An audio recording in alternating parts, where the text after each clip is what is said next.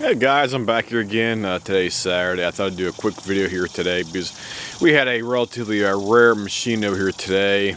We had a customer, he dropped off this machine here. This is a rototiller. This machine was sourced originally from Montgomery Ward's, and this thing actually has a quite old engine on it. It's a 1974 Briggs & Stratton engine. I could not believe myself here because we had to scrape off the paint on the side of the shroud over here to get the information for the job, and the guy had the information on it right on the side. It's right next to the cylinder block right here. If you're looking at straight on, your information for the older machines will be right on here in a vertical line going straight up and down. 1974, and this guy, he originally brought it over to us because his grandfather passed away, and this machine was basically sitting in his grandfather's small barn for probably 10 or 15 years, and the guy wanted to possibly get it cleaned up, renovated, or some kind of restored. And the guy originally started spray painting the machine like crazy out there for that. That's why it's all red, and that's why the paint looks relatively new on here. And the guy just I guess he took it home and he took it to his garage, and he got some paint and he started spray painting and stuff like that, and he wanted to get the thing cleaned up and have it restored possibly, and he could not get the machine started. So he brought it to us and gave us a call, and he brought it over, and now we're going to take a look at it for that, and that's why it's currently right here right now. This one has one of the older designs right here for that. This is a front time machine. It also has a pretty good transmission design up front here as well too. It's a lot more beefier than the newer ones they have out here for that. So you have a lot bigger transmission up front here for your time unit drive system here for that. It has this engine's about a 5 horsepower Briggs & Stratton, a horizontal shaft engine on here for that. I can't really give you the information for the engine right now, show you a close-up picture of here, but it definitely is a 1974.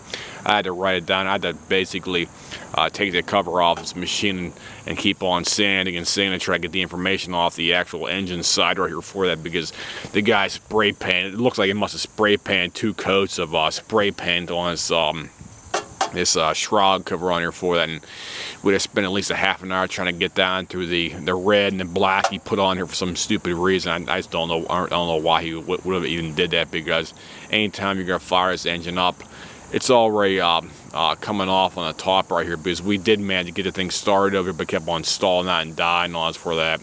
And we ran for about 2 or 3 minutes off and on, and it was already baking off the paint on here for that. Paint starts flaking off and stuff like that. And this one has a totally adjustable carb on here as well too. You can adjust the speed and the mixture and everything else like that for that. You got a nice big screw right here for that. Got your throttle in the front right here as well too. Everything works on here, no problem. The gas tank, we look down inside the gas tank, but unfortunately a lot of these older machines out there, and you have these carbs like this one right here, they got a lot of debris down inside, and plus they have any kind of water or stuff like that. It causes rust all along the entire lining of the entire tank down here for that, and it's always a bad thing to have that kind of problem happen, because if that happens, you get all kind of rust down inside here.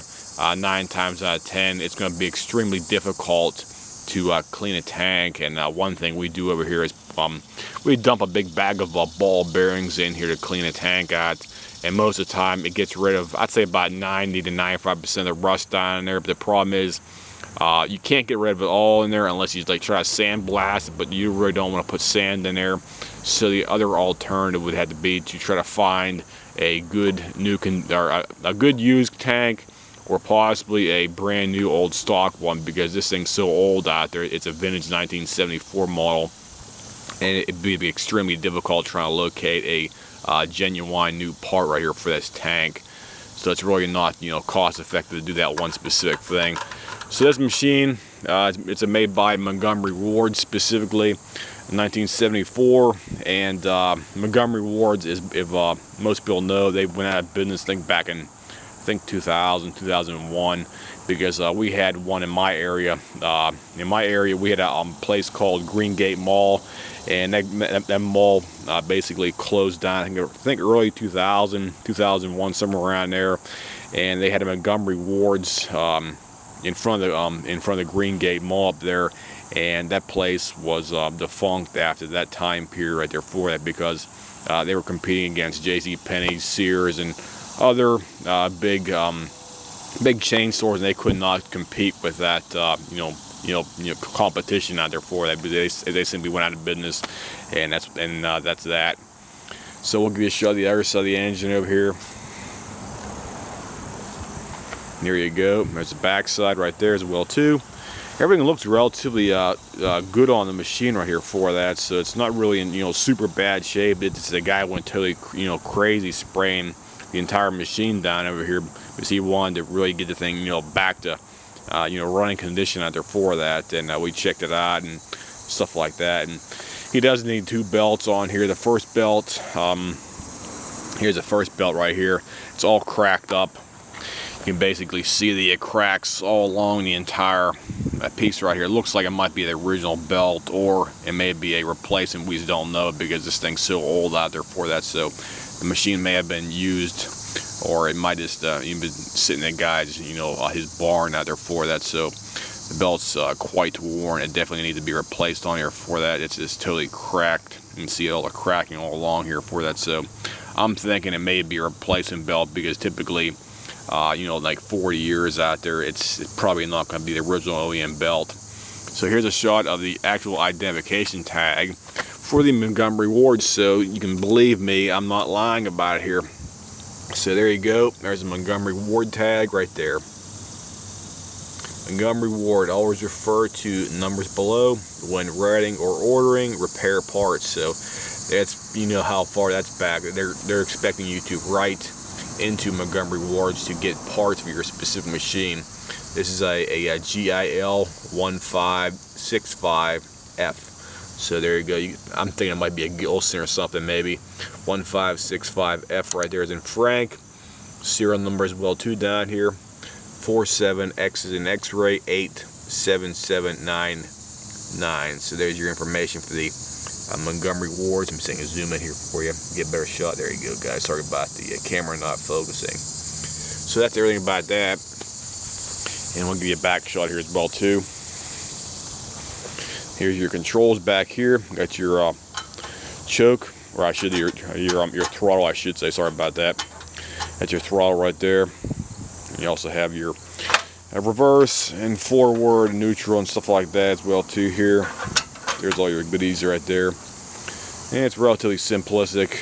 You got really nothing else to control on other than that. It's a front tine tiller, and these things can be a gut buster out there for that. So what we're going to do is hopefully the customer's going to want to have the job done, because it does need to have the carb done on here.